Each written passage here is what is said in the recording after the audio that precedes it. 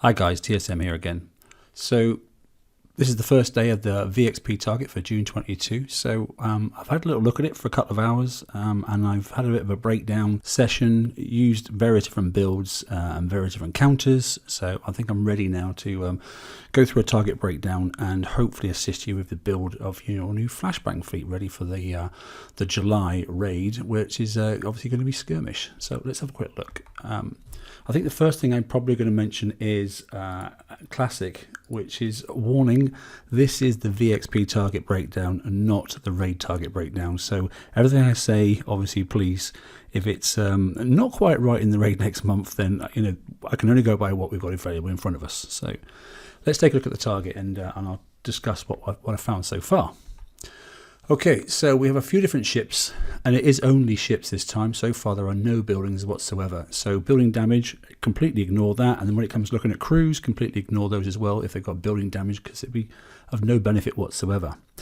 As you can see then, so there are, and I've tried to make this fairly clear, there are two basically damage types, as you'd expect, explosive and concussive. And we have basically four different ship types at the moment.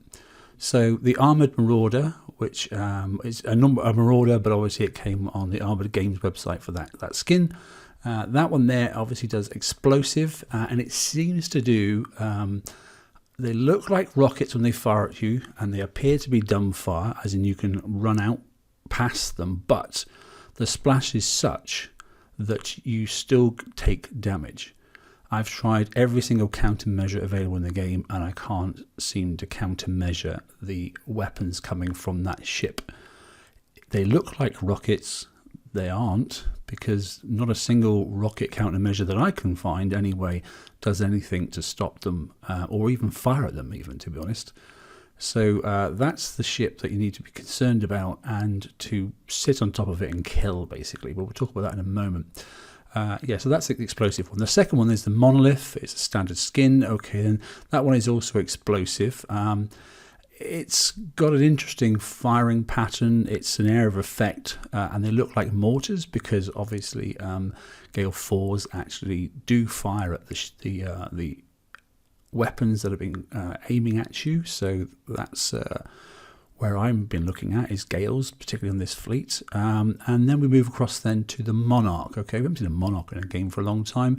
That's the first, the concussive one. Now you can see it's got a sort of an area effect right out in front there, which is obviously right down towards the Battle Pirate sign. Now that is actually a concussive cannon of some descriptions. The good thing is it doesn't fire over the mountains.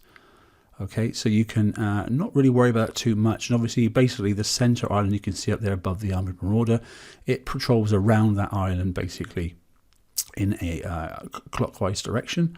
And basically, that arc of fire there, which looks about, what, 10 degrees, 15 degrees or so, that basically doesn't do you any damage if you're outside the mountain ranges, okay, because the mountain ranges block you, as I said.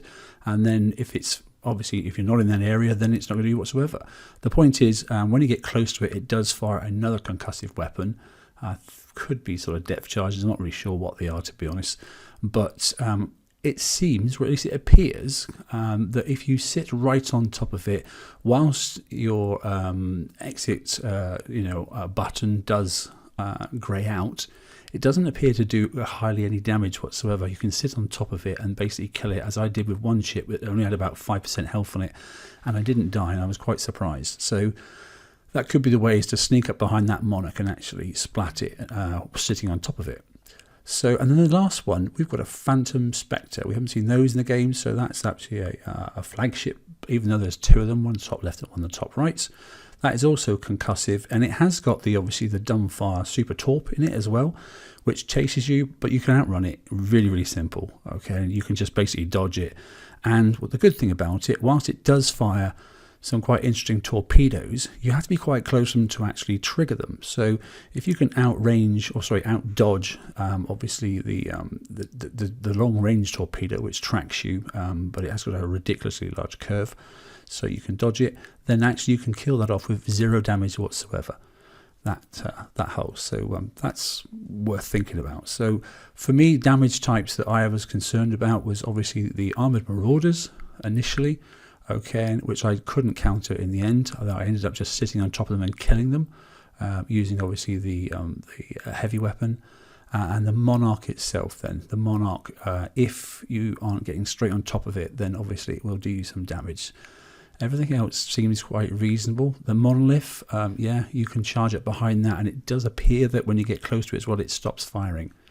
As in, it must have a limited inner range or something like that. It seems like it stops firing anyway. It didn't look as if it was doing any damage.